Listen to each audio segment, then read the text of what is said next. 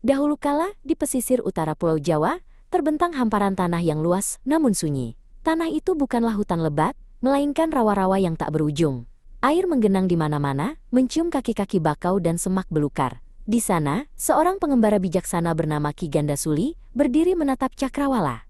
Ia melihat potensi di balik genangan air yang tenang itu, sebuah tempat di mana kehidupan bisa berakar jika manusia memiliki keteguhan hati.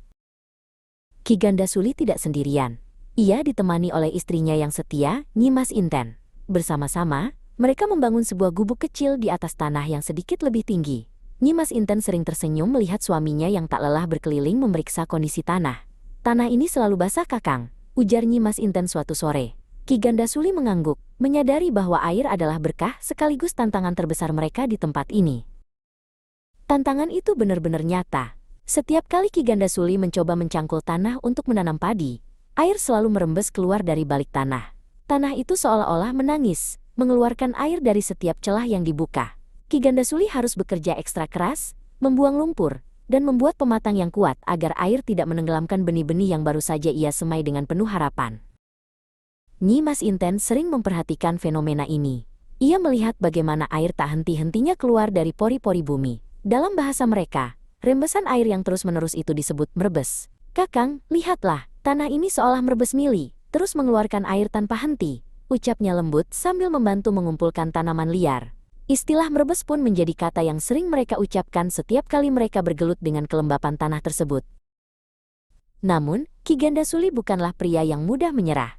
Ia mulai memikirkan cara untuk mengalirkan air tersebut agar tidak menggenang. Dengan penuh ketelitian, ia mulai menggali parit-parit kecil di sekeliling lahan garapannya. Ia ingin air yang merebes itu memiliki jalan untuk mengalir menuju sungai besar, sehingga tanahnya menjadi lebih subur dan bisa ditanami dengan lebih baik. Kerja keras mereka mulai terdengar ke desa-desa tetangga. Tak lama kemudian, datanglah seorang pemuda bernama Ki Wangsa yang ingin ikut menetap dan belajar mengolah tanah rawa tersebut. Ki Gandasuli menyambutnya dengan tangan terbuka.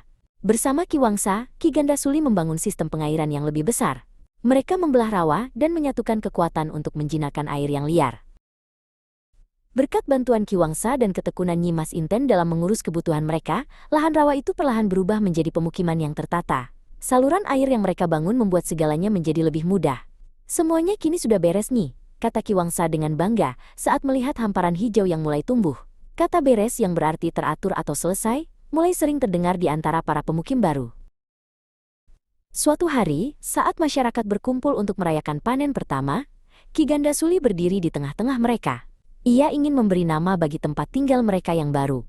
"Tempat ini bermula dari tanah yang selalu merebes airnya, namun dengan tekad kita, semuanya menjadi beres," ujar Ki Gandasuli. Dari perpaduan kata merebes dan beres itulah, lisan masyarakat perlahan-lahan membentuk nama, Brebes.